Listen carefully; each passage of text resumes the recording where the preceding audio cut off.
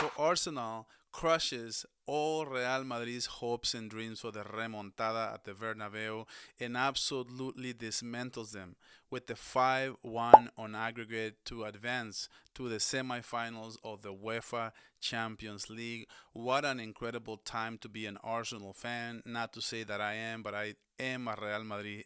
I'm a little bit of a hater. I'm a Barcelona fan. I'm not going to hide or run from anything, but that's just the truth.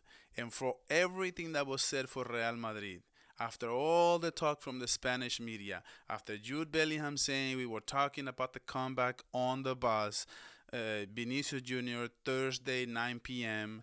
The Rodrigo see you tomorrow. They try to intimidate Arsenal with words, with Instagram posts. It goes to show you the modern Real Madrid, right? Real Madrid says 90 minutes at the Bernabeu are very, very long. And after all that talk, after all that stuff, Real Madrid gets absolutely annihilated by Arsenal. Incredible game by them. Incredible game by Rice. Incredible game by Bukayo Saka. Incredible game by Mikel Merino, who had two assisting in this game. One to Bukayo Saka with the beautiful lob, with a beautiful chip he did on Thibaut Courtois, and then Martinelli to close out that game at the very end of that game.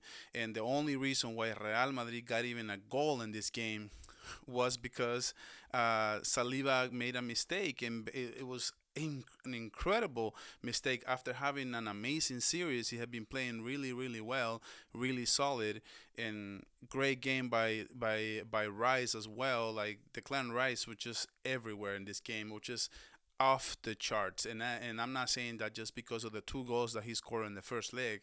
He was literally in every defensive play for Arsenal. That was just incredible. But finally, I can say Real Madrid does not advance to the semifinals. What seems to be a decade at this point of me having to suffer through Real Madrid remontadas and wins.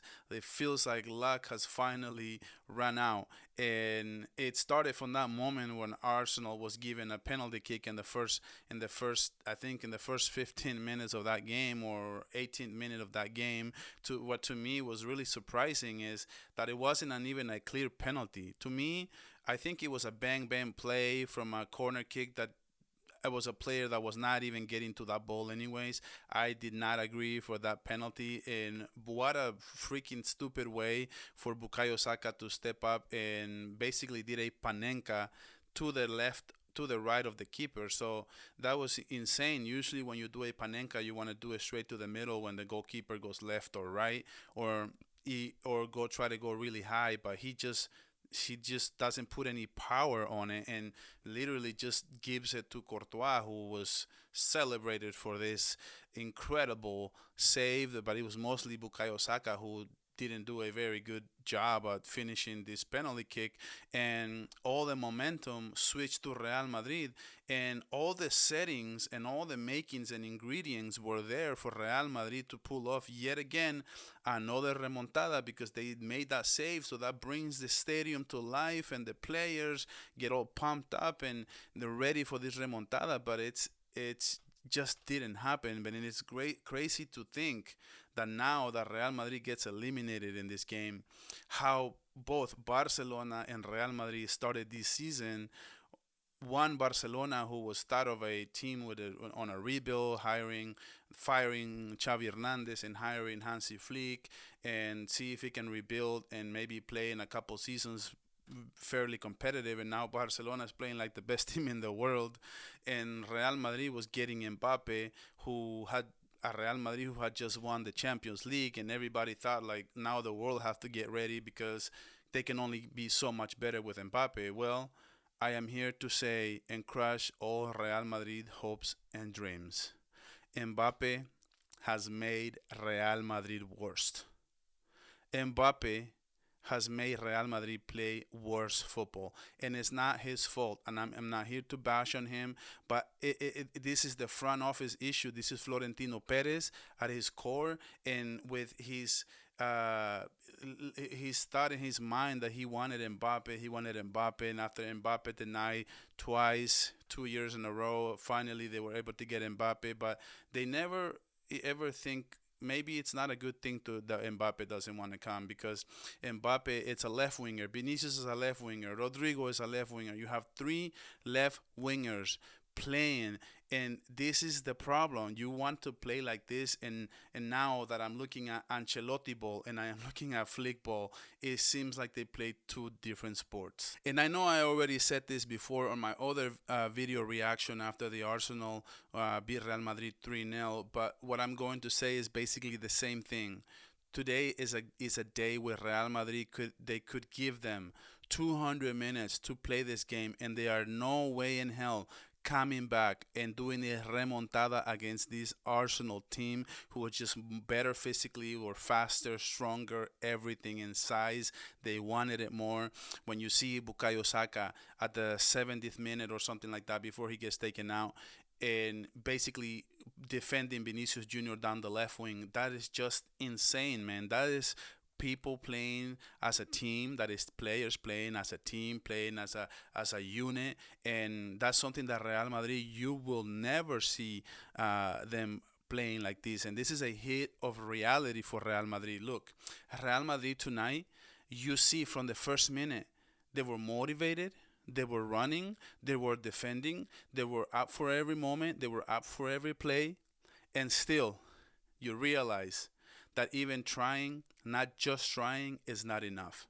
You have to have football, you have to have a system, you have to have a way of playing, and Real Madrid noticed that even just trying at their hardest, they still didn't have the football. The football just was not there. And honestly, Real Madrid just plays like a neighborhood team. They play like they don't know each other, like they don't train with each other before. Like, what position do you play? Oh, I play number 10. Okay, you play number 10. What position do you play? We have a forward. We already have a forward. Why don't you play left wing? We'll put you at left wing, and we'll put you at the right wing. And even Hendrick coming in for Rodrigo, Ancelotti doesn't even sub Hendrick for Mbappe. Mbappe later got injured and was subbed out of the game, but he's putting Hendrick on as a right winger. That is the issue with Ancelotti. Like, he plays every single player out of position just to respect Vinicius and Mbappe, and that just doesn't fly, man. That to beat such a great team like Arsenal, you will need more than that. And honestly, Jude Bellingham seems like he plays out of position, like, too, because he doesn't even get the ball enough. He has to defend, he has to attack. He doesn't have nobody to create for him. He needs somebody like Pedri. This is why I've always said Pedri and Bellingham should not be compared one against each other, because one can play number 10 and one Pedri can play number 6, number 8, and create for the number 10 and kind of connect, and then the number 10 can connect with the 3 out front. And Real Madrid basically just has everybody deep: Jude Bellingham, Rodrigo, Mbappe, and Vinicius Jr. And there's nobody in the middle. Everybody else is defending all way back. There's nobody to get the ball to Jude Bellingham, and those are one of the main issues that this Real Madrid has. And even last year when we have Toni Kroos, what happened? Jude Bellingham was playing the 10. Jude Bellingham was playing like the best player in the world. He was, I think, number 2, number 3, something like that. Everybody was talking Ballon d'Or for Jude Bellingham, but now it is not the case. And you can just see the frustration from Real Madrid that nothing was going right. No matter how hard they tried, no matter how hard they defend, no matter how hard they ran, they still couldn't make anything happen. And quite honestly, I thought that Arsenal came out to defend this game. If only Arsenal comes out to attack Real Madrid, I believe they get 3 or 4 goals in this game instead of 2, because Arsenal could have scored so much more, because Real Madrid just didn't have their way, didn't know how. Arsenal didn't know how to finish Madrid. They were playing smart because they knew the aggregate was 4-1. They had no reason to risk anything, but they had come out and attack Real Madrid just like Atletico Madrid didn't do. They would have just annihilated them even more. That's the only reason why Atletico Madrid didn't beat Real Madrid, to be honest with you. They scored a goal in the beginning of that game, and after that they basically went to play defense, which for no freaking reason. Simeone wanted to go to the overtime and lose there. I don't know in reality what they wanted to do, but that's the thing why this Real Madrid having some issues. Something that was really crazy to me was the fact that Real Madrid, they were just doing crosses the whole game when they don't have anybody to finish those plays. Who is going to header? Kylian Mbappe, who has 10 uh, 10 goal 10, 10 headers for his whole entire career, like, or Endrick, who is super short, or Rodrigo, who's super short, or Vinicius Jr., who is super short. There's no sizing. There's no Haaland. There's no even Joselu. There's not even a Lewandowski in this team. And I know that Real Madrid had studied tactically that Arsenal, they have a few problems in the Premier League, conceding a lot of goals through the air, through crosses, through headers. But you need to have the type of players to play that kind of style. And Real Madrid was doing crosses from like 30, 40 meters out. That was just insane. They don't have a kind of forward to be able to play that kind of style, and it was very easy for Arsenal to notice what they were doing, and it played right into their hands. Arsenal knew, and they were ready. In every single play, they knew how to defend it really well. Their center backs are so tall, so they can get to all these balls. Declan Rice is super tall as well. He was very backed up in a lot of those crosses, making a lot of defensive transitions for Arsenal, and that was just the difference in the game. Real Madrid looked very small, and at the end of the day, they had like zero shots in like 60 minutes. All the talk about remontada, and you have zero shots in 60 minutes. I think they had like one shot, and the one shot was the goal from the mistake from Saliba, who just gave the ball to Vinicius Jr. with an open goal, and he just scores like basically with one shot on goal. I think they ended up having like three shots on goal. I don't remember any saves from an Arsenal keeper. I don't think that this Real Madrid can even beat Barcelona. We're supposed to play Real Madrid in 10 days. Maybe the best thing for Real Madrid that happened in this game, it was literally that Mbappe got injured and they can play a different style of football against Barcelona that we have never seen before. And that was the reason why I was okay with Mbappe being suspended for one game, because I wanted Mbappe to play against Barcelona. We already know how to put him offside. We already know how to play him with the high line. We already know how to play Real Madrid with the style of play that they did today. And now they may be forced to play a different style, and that's what I didn't want. So, but at the end of the day, Barcelona has to be an absolute favorite at the Copa del Rey in 10 days against this Real Madrid, who cannot just get anything going. Very, very, very few players in this Real Madrid team can say they had a good game. I think Tchouaméni was one of them, and I would say maybe Jude Bellingham had, because of the sacrifice and all the running around that he does.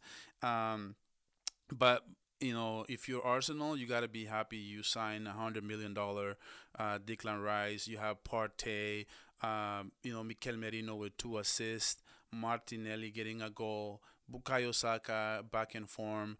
This team is incredible and it's scary. This team, Arsenal, is very scary for PSG. They already beat them 2-0 during the regular season, and they already know how to play this team. So Arsenal, kind of on a little bit of a row here. So they may end up in the final against maybe Barcelona. Will play Inter Milan. I think Barcelona is going to be the favorite. I think head to head, historically, Barcelona has been on top, has won way more games in the Champions League than Inter Milan has beat Barcelona in the Champions League. But I will be deep diving into this in future videos. I'll catch you guys on the next one.